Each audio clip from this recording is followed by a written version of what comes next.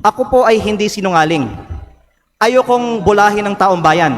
Lahat tayo dito sa plenaryo ngayon ay may kaalaman na talamak ang vote buying at umaabot sa daan-daang milyon on average at minsan bilyon-bilyon ang mga kampanya ng mga kandidato sa Pilipinas.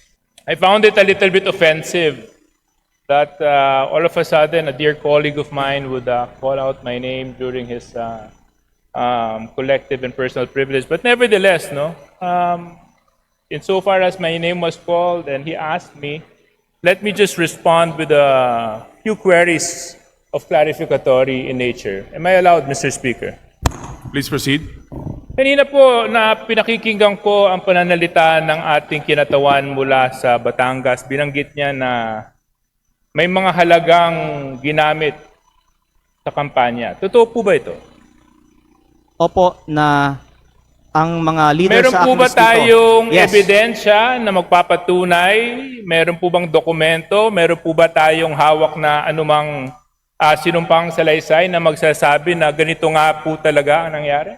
Unang-una po, Or tayo po ba ay bumabase lamang sa mga haka-haka at kwento at text at mga Facebook okay, messages? ilang sagot po. Unang-una, sa campaign sorties, nakikita natin na may gastos. At ang punto ko ay tila si Kong Garjola ay may ginastos para sa campaign sorties ng Vilma at Lucky sa Batangas.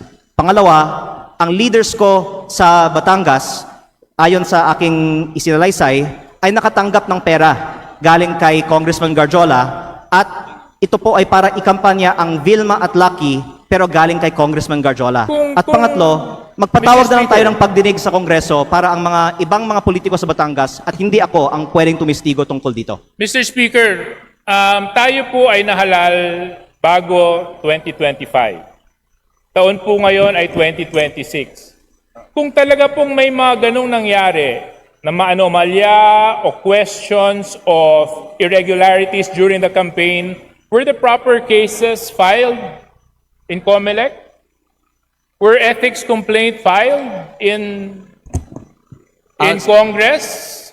Why are we now standing here insinuating all sorts of illegal acts that happened in 2025 when so much time has passed? Unang-una Now po, I question, Mr. Speaker, the timing of all of this.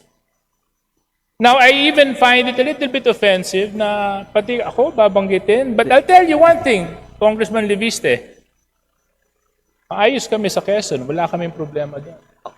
ang sinasabi In fact, ko mas, kami mas nagkakasundo mababa at ang gastusin sa nagkakaisa. Quezon. Walang Well, kalaban ka naman sa nakarang eleksyon di ba? Congressman Leviste, Mr. Speaker, I'm sorry. I'm supposed to be respecting Please our rules. address the Mr. Speaker, unfortunately, I do not abide by comments of the good congressman from Batangas. I think it's totally uncalled for and baseless. And in fact, it's downright hearsay for him to make such allegations. And if indeed he has factual basis in anything and everything that he is saying, there were proper forums to do the same, to act on those allegations, to make the necessary complaints. Why now? Why here? Mr. Speaker.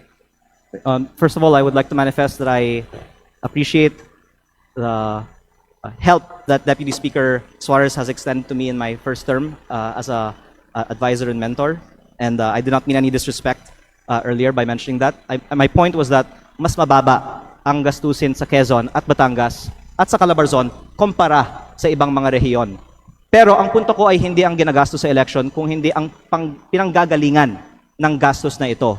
Lalo na kapag lantaran ang kontraktor ay nasa campaign sortie at ako nga ay may personal na karanasan na si Garjola ay gumagastos para sa kampanya ni Vilma at Lucky. Mr. But in Speaker, terms of your question, why now? I would like to say that my focus has been on transparency and accountability on corruption in the DPWH and the flood control investigations. Kasi hindi sapat na i-disqualify natin ang mga ang mga kandidato na may vote buying sa mga eleksyon. Dapat kasuhan para sa pagnanakaw ang mga politiko kapag sila ay nahalal na. Kaya yun ang inuna ko, yung pananagutan sa korupsyon sa DPWH. Pero kung pwede ko pong banggitin din, ako po ay hindi sinungaling. Ayokong bulahin ng taong bayan. Lahat tayo dito sa plenaryo ngayon ay may kaalaman na talamak ang vote buying at umaabot sa daan-daang milyon on average at minsan bilyon-bilyon ang mga kampanya ng mga kandidato sa Pilipinas. Kaya kung sino man dito ang magtatayo at nagsasabi na kasinungalingan ang sinasabi ko na umaabot sa daan-daang milyon, at the very least, ang ginagastos ng ibang mga kandidato na nandito sa plenaryo ng Kongreso ngayon, hindi ako mahihiya na magsabi na sila ang sinungaling at ako ay nagsasabi ng totoo. Pero hindi ko balak buksan ng itong issue ngayon. Ang binubuksang issue ko ngayon ay bakit ang kontraktor ang lantarang gumagastos para sa kandidato, meron bang kapalit ang ginastos ng kontraktor na ito?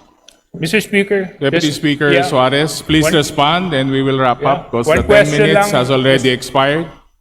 Please take note, Majority Leader.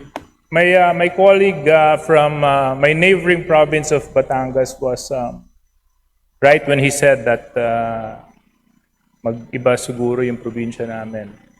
Gusto ko lang malaman dahil sinabi niya mas mataas ang gastusan. Magkano po bang ginastos mo sa eleksyon mo? Actually, nasa Facebook po, namimigay ako ng libreng school supplies, ng libreng bigas pag may kalamidad, ng Christmas package, lahat po yan, personal ko pong gastos pag walang eleksyon. Magkano po? Nasa Facebook po, lahat ng ginastos ko at inanunsyo ko naman na ako po ay nag-donate sa aking foundation ng 6 billion pesos para sa mga estudyante at mga typhoon victims. Di, para Ako lang po maintindihan ko, Mr. Speaker, kasi, di ba, sabi... Ako po ay hindi Magkano ba sisinungaling. nagastos nyo? Dahil sinabi ko nga, sinagot ko na, ako ay may foundation na nag-donate ng... Ako ay may... So yung foundation niyo yung gumastos sa kampanya ninyo na 6 na bilyon? Tama po ba yun? Hindi po. Ang sinasabi ko, ako ay may foundation na nagbibigay ng school supplies at bigas at relief So yung goods. foundation po niyon ay yun ang nagamit na Hindi yan ang paraan ginastos ko sa kampanya. Kasi patuloy akong namimigay pa ng tulong after sa the aking campaign. distrito. Opo. Pero kaya ako po binubuksan ito ngayon kasi wala akong itinatago. Naka-post sa Facebook yung mga ipinamimigay ko kasi yan ay hindi kapalit ng boto. At ayoko na magkukunwari tayo dito bago ko pa papangalanan ng ibang mga nakatayo sa Kongreso ngayon na balita ko ay may mataas na presyo ng bilihan sa kanilang mga eleksyon na itanggi natin dito na talamak ang vote buying at mataas na spending sa mga kampanya sa Pilipinas. Ang pinupunto ko lang po ngayon ay sa mga nakalap kong impormasyon, si Garjola ang gumastos para sa mga rekto sa Batangas. Please wrap up, honorable members. Yeah, I'm Final just... response. Yeah, Mr. Speaker, thank you very much for the time. Medyo nalito lang ako.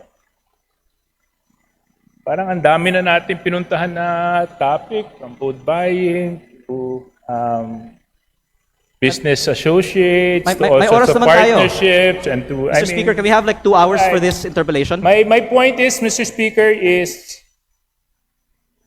there was a proper venue, there was a proper opportunity to take the legal recourse to address whatever concerns and allegations the good congressman.